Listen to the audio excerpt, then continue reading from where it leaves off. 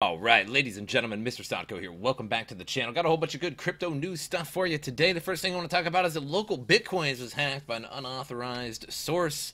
So according to a thread which appeared on Reddit earlier today, popular peer-to-peer Bitcoin trading platform LocalBitcoins has been subjected to a phishing attack. And we would like to inform that today, at approximately 10 UTC, LocalBitcoins has detected a security vulnerability. An unauthorized source was able to access and send transactions from a number of affected accounts.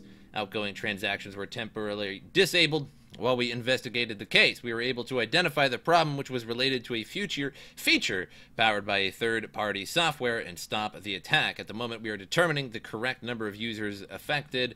So far, 6 cases have been confirmed. So for security reasons, the forum feature has been disabled until further notice. Outgoing transactions have already been re-enabled, and we have taken a number of measures to address this issue and secure the limited number of accounts that might have been at risk. Your LocalBitcoins account are currently safe to log in and use. We encourage you to enable two-factor authentication if you have not yet. Users shared that when users visited the platform's forum URL, they are prompted to log into their accounts as if they have been logged out. Apparently, this only happens if the user is already logged in. According to the user, the URL represents a phishing site which has the 2FA code sent to the hacker, enabling him to empty their accounts. According to the thread, withdrawals on the platform have been disabled. Additionally, the platform's forum is currently disabled as well. So only about 28,000 is missing, which I suppose in the long run is not too much, but for an individual 6 people or so, that is quite a bit. So the receiving address is already up to 7.95 Bitcoin taken from LocalBitcoin. So if you use LocalBitcoins, probably stay away for a little while. Just make sure that this whole thing sort of blows over before you actually log back in. Maybe take a couple of days before you log into LocalBitcoins. Next article. Bitcoin is closing in on its longest price in history, and longest price slump in history, that is. So 402 days and counting. Between November 2015 and January 2017, the top-ranked crypto experienced its most protracted price correction, lasting 410 days. Ultimately, BTC price 3,600 bottomed out before a period of accumulation and sideways trading, which set up the bull market of 2016 and 2017. This bull run culminated in the mid-December 2017 all-time high of about 19,700. Since the start of 2018, Bitcoin has been in another prolonged downward spiral unless BTC stages a significant recovery. February 2nd, 2019 will mark a new record for the longest price correction. So somebody says on February 2nd, we're likely to break the record for the longest Bitcoin correction, 410 days from approximately November 2013 to the lowest price at January 2015. Very soon, you'll be able to say that you survived the longest market correction in BTC history. So usually right after one of those corrections, there is quite a bit of a bull run. But again, Bitcoin hasn't been around for that long. 10 years is really not a lot of statistical numbers to really go off of, I suppose, especially when you talk about the Bitcoin halvening. So the first halvening was 2012, and then another halvening in 2016, and then there will be another one in 2020. And everybody says after a halvening, the price increases, after about 6 months. So is it just coincidence that the price increases 6 months after a halvening, or is it really because of the halvening? Probably because of the halvening. But again, only 2 instances where that happened, and that's really not enough data to form a very good correlation, I suppose. But the next halvening 2020, people are pretty excited about it. Now, it's going to be bad for miners at first because usually the halvening doesn't have any effect on the price for 3-6 months afterwards. So Bitcoin miners will feel the burn quite a bit. So we'll go from 12.5 Bitcoin to, 6.25 Bitcoin. And that's all that they're going to get with all their miners and with all their ASICs and whatnot. And hopefully 6 months after that, the price increases. So who knows? We might be in a bull or a bear market all the way up into the halvening. But I think once backed futures comes out, that might create a little bit of hype for Bitcoin and people will buy in. But is it going to last? That's the question. Is backed futures actually going to make Bitcoin increase in price? Or is it just going to be a hype which increases the price and then goes down? Because remember, backed futures is futures. You can short futures or you can long in the market as well.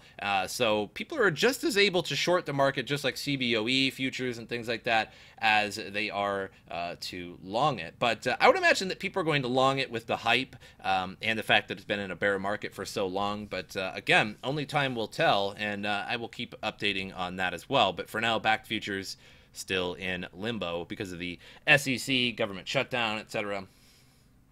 So this article was from like 5 days ago, but it is pretty interesting. So South Korean cryptocurrency exchange Coinzest reportedly sent its customers BTC and other cryptocurrencies while trying to airdrop WGT tokens. I don't know what WGT tokens are, but they were trying to airdrop them to their users. However, instead, they airdrop Bitcoin. So, not good. So the WGT token airdrop process caused a computer error that incorrectly reflected the deposit details of some customers' assets. We took measures to immediately check the server to prevent any additional damage as a result of the sales and purchases of some misappropriated assets by some customers. So, whoops. The exchange's computer program allocated a particular cryptocurrency to the event. So Sedale explained on Monday, noting that Coinzest originally tried to airdrop 30,000 WGT tokens, but accidentally entered data to airdrop other tokens. So I don't know how much Bitcoin exactly was dropped. So an official of the exchange said that about 400 members were supposed to receive WGT tokens. Hank Young publication reported, adding that other cryptocurrencies such as BTC and Ethereum were sent to members as wallets. The news outlet elaborated that about 10 members tried to sell about 600 million worth of cryptocurrencies, or about, I think, maybe 530 million, because that's in Korean won, of cryptocurrencies or to withdraw money in Korean won, even though they recognized the mistake of depositing money and computing errors. Therefore, there has been a problem of rapid price decline. The price of BTC and a number of cryptocurrencies on Coinzest subsequently plummeted. So you can see just a sharp drop in price on that particular exchange. After detecting the problem, Coinzest immediately halted trading and performed a server checkup. According to a notice on its website, it then resumed trading the next day. The asset and transaction information was restored on the 18th, the last time a normal transaction occurred before the computer error occurred. But anybody that had sold it and gotten their money and maybe moved that BTC off, they certainly can't really correct that. Coinzest immediately contacted the customers and asked them to return their assets. The majority of the members promised to return them. Coinzest CEO Jen Jong-hee was quoted by the publication as saying, "I'm extremely sorry that I've caused an unexpected computational error to customers. I'm very sorry for my customers." He added that his exchange's emergency response team will be strengthened to prevent the problem from reoccurring. So, whoops, we're supposed to airdrop 30,000 WGT tokens. Instead, we airdropped a whole bunch of Bitcoin and Ethereum. So I think some people are going to give it back, but again, and they tried to re-roll the exchange backwards so that everything was back to normal. But again, if you had already sold it and transferred that money away or transferred that Bitcoin and Ethereum away, they definitely can't reverse that. So Ripple sold $535 million worth of XRP in 2018. Ripple sold $35 million worth of Ripple, according to its quarterly report for Q4 2018. The report further notes that the sales of XRP tokens in Q4 2018 amounted to 129 million worth, which is equivalent to 0.24% of the global volume. The Q4 average Ripple daily volume was reportedly equivalent to 585 million, and the highest since its first quarter of the year. During Q4, 3 billion XRP was reportedly released out of cryptographic escrow, while 2.4 billion were returned. According to the statement, the remaining 600 million XRP not returned to escrow are being used in a variety of ways to help support the XRP ecosystem, including the RippleNet Accelerator Program and Xspring investments like Securitize. So basically, the Ripple founders are selling off an incredible amount of XRP. And I really doubt that any company, aside from like extremely major ones, Amazon, Walmart, Apple, Microsoft, or something like that, needs $535 million for just a end quarter. As after all, this is just XRP. They're not that big that they would need $535 million. So they are definitely profiting from holding on to that XRP. I also seen an idea that, or another post that said that Stellar is selling off, XLM is selling off their currency as well. They transferred about 30 million away and sold it. So you can kind of see that in the market chart as well. 3 cryptocurrency bills are expected to pass in the U.S. House of Representatives, and these are kind of interesting. This just shows how far off the government is from really knowing anything about crypto. It just kind of shows how out of touch they are, as if nobody is hiring any kind of crypto experts or even anybody that's just a crypto enthusiast. Now, I'm sure the NSA, the FBI has a lot of people who are very smart about this sort of thing, very informed, obviously. But when it comes to Congress, none of them have any idea what they're talking about. So all 3 bills being considered deal with cryptocurrency and illegal activities, of course, right? Because of course it's illegal activities. One bill focuses on how crypto is supposedly aiding sex and drug trafficking. They believe that crypto allows said traffickers to keep their transaction hidden. The anonymity behind virtual currencies has made them a preferred payment method to carry out harmful and illegal activities. Congress must understand the full extent of how virtual currencies are being used to facilitate all of this and propose effective legislation solutions to fight these crimes. The second bill tasked the Department of Homeland Security to do a threat assessment on terrorists using cryptocurrencies for their nefarious activities. Yeah, because all these terrorists, they got all those Coinbase accounts on their cell phones. Yeah, for sure. This information is to be shared with other law enforcement agencies. I don't know what the future of crypto is, but right now it's here to stay. We need to get ahead of it. It's allowed terrorist organizations to finance their operations using the darkest corners of the internet. Ooh, has it? I think, you know what I think has helped terrorist organizations a little bit more? Maybe by taking out various dictators like in Libya and Iran.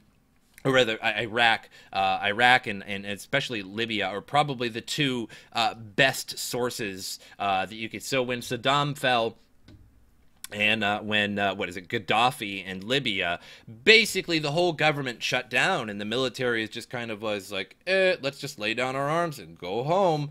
And so that just allowed a lot of terrorist organizations to come through and kick open the doors of the military outposts. And after World War II, Russia defeated Germany and the Allies. But let's all admit that Russia kind of did the most, in my opinion.